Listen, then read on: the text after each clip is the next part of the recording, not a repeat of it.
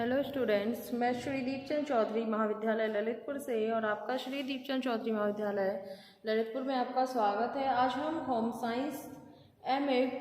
First semester में जो आपका सोशल रिसर्च वाला पेपर है उसमें जो आपका थ्योरी दिया गया है उस थ्योरी के बारे में जानेंगे कि आखिर ये सिद्धांत होते क्या हैं और सिद्धांत की परिभाषाएं क्या हैं या उसकी डेफिनेशंस जो हैं उनके बारे में जानेंगे। इसके अलावा हम कैरेक्टरिस्टिक्स जो इसकी होती हैं थ्योरी की उसके बारे में हम डिटेल में जानेंगे। तो सबसे पहले बात करते हैं कि थ्योरी होता क्या है, इसकी मीनिंग की। तो जो श्री पारसी एस कोहेन थे उन्होंने जो है इस सिद्धांत का एक बहुत ही जनरल मीनिंग बताया था कि जो हमारा थ्योरी होता है वो शब्द एक जो है जिस तरीके से खुला चेक होता है। खुले चेक का मतलब कहा जाए तो जब व्यक्ति में जब हम चेक में दो लाइंस नहीं खींचते हैं, मीन क्या होता है, उस चेक को आप किसी को भी आप ले सकते हैं, मीन आप उसको अकाउंट में भी डलवा सकते हैं, प्लस आप उसको नॉर्मल भी जो है आप उससे पैसा निकाल सकते हैं। उसी के तरीके से जो है उन्होंने इस थ्योरी को बताया कि बिल्कुल ये उसी चेक की तरह जो है, मतलब ये होता है कि उसका जो संभावित जो उसकी वैल्यू है वो उस चेक के काम में लाने वाले जो है व्यक्ति पर जो है निर्भर करता है। तो इस तरीके से हम देखते हैं कि जो हमारा रिसर्चर होता है वो इसका किस तरीके से प्रयोग कर रहा है, उसकी वैल्यूज़ को बढ़ा भी सकता है, उसके साथ ही उसकी वैल्यूज़ को जो है वो घटा भी सकता है। उसी तरीके जो फैक्ट होते हैं तो फैक्ट के द्वारा जो है हमारा एक थ्योरी का जो है निर्माण होता है, और जब फैक्ट से आगे बढ़कर हम कुछ अनुमान करते हैं तो उससे क्या होता है, हमारी जो हाइपोथेसिस होती है उसका निर्माण होता है। क्योंकि हाइपोथेसिस जो है वो कोई सिद्धांत तो नहीं होता, यानी वो कोई थ्योरी तो नहीं होता है, लेकिन जो हमारी हाइपोथेसिस होती है वो जो हमारी विशिष्ट घटनाएं होती हैं उनके विशिष्ट जो है संकुलों से ये संबंधित होता है, और इससे जो है अनुमान लगाना काफ़ी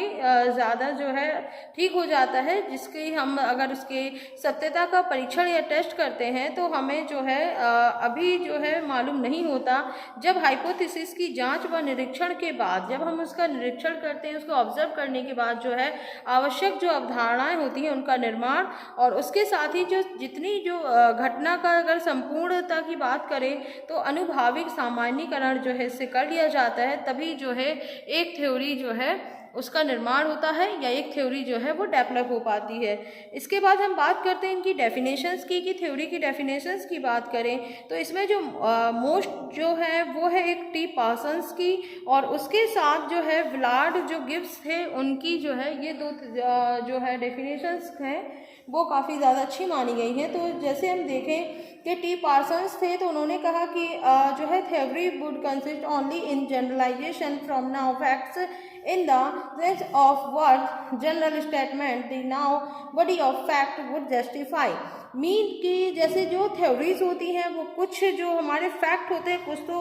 जो है पहले से हमें मालूम होते हैं, जिनकी हमें मालूमात होती है, तो उनके सामान्यीकरण से जो है वो ये बनता है। और इस अर्थ में कि जो हमारे पास जो हमें पता है, जिस फैक्ट के बारे में हम जानते हैं उसके जो ग्रुप होता है तो उस ग्रुप का औचित्य जो है वो कौन से जो है जनरल स्टेटमेंट हैं उनके द्वारा जो है स्पष्टीकरण हुआ होता है। तो इसके बारे में जो है टी पार्सन्स ने बताया था। इसके अलावा विलार्ड गिब्स की बात करें तो the form in which the result of experimental में बी एक्सप्रेस्ड, मीन की जो हमारा फैक्ट है उसके स्वरूप है जिसमें हम कोई प्रयोग करते हैं या हम कोई परीक्षण करते हैं तो उसके परिणामों को व्यक्त किया जा सकता है, तो वो हमारा थ्योरी होता है। तो इस तरीके से जो दो डेफिनेशंस है वो काफ़ी ज़्यादा अच्छी मानी गई हैं। अब बात करते हैं इनकी विशेषताओं की कि आखिर जो हमारी थ्योरीज होती हैं उनकी क्या क्या विशेषताएं हैं। तो सिद्धांत की जो या हमारी जो थ्योरी है वो सार्वभौमिक भी हो सकते हैं और नहीं भी, क्योंकि जो सिद्धांत सार्वभौमिक होते हैं वे सभी स्थानों पर लागू नहीं किए जा सकते हैं। वहीं पे इसकी दूसरी विशेषता की बात करें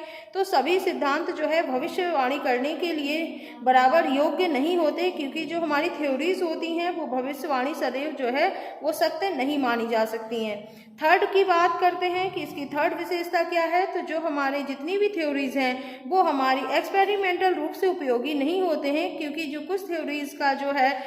निर्माण केवल ज्ञान कोश की वृद्धि के लिए ही होता है, या फिर जो हमारी सामाजिक समस्याएं होती हैं, यानी जितनी भी हमारी सोशल प्रॉब्लम्स होती हैं उनका अध्ययन करने के लिए भी जो है इन थ्योरीज का निर्माण होता है। अब बात करते हैं फोर्थ पॉइंट की या फोर्थ विशेषता की। तो इस सिद्धांत का परीक्षण करने के बाद ही इनको सिद्धांत का दर्जा नहीं दिया जाता है, क्योंकि सिद्धांत जो है हमारी कैसे होनी चाहिए, परीक्षण या टेस्ट करने के योग्य जो है हमारी जो थ्योरीज है वो होनी चाहिए। इसके बाद सिद्धांत में अनुभविकता भी बहुत ज़रूरी होती है, क्योंकि जहाँ पे अनुभव की कमी होगी वहाँ पे जो थ्योरीज का निर्माण करना कठिन हो जाता है। इसके बाद जो सिद्धांत जो है ये कभी भी जो है मूर्त रूप में हमारे सामने नहीं आते, बल्कि जो थ्योरीज होती हैं वो कैसी होती है, वो अमूर्त होती हैं। और जितने भी सिद्धांत बनाए जाते हैं या जो भी थ्योरीज हमारी राइट की जाती हैं या बनाई जाती हैं वो सभी कैसे होने चाहिए, वो हमारे रिसर्च के आधार पर होनी चाहिए। अगर उसका बेस हमारा रिसर्च होगा तो वो थ्योरीज जो है काफ़ी ज़्यादा कामयाब होती हैं। और इसके अलावा जो हमारे फैक्ट हैं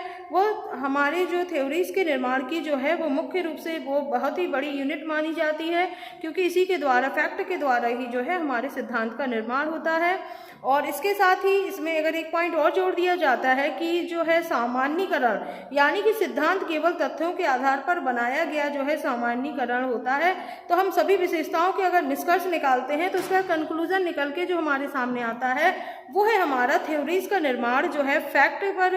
पर आधारित होता है, जो कि संप्रत्ययों, प्रस्तावों, अवधारणाओं व इसके साथ ही हाइपोथेसिस का एक ग्रुप होता है, जो कि भविष्यवाणी करने की क्षमता भी रखता है और जो पुनः परीक्षण करने पर भी जो है हमें काफ़ी ज़्यादा वैध निष्कर्ष प्राप्त करता है, या जो हमें उसका कंक्लूजन निकल के आता है वो काफ़ी ज़्यादा वैध होता है। तो इस तरीके से हम देखते हैं कि थ्योरी क्या होती है। नेक्स्ट क्लास में जो है हम देखेंगे कि थ्योरीज के टाइप्स कितने हैं, ये कितने टाइप्स की जो है थ्योरीज होती हैं।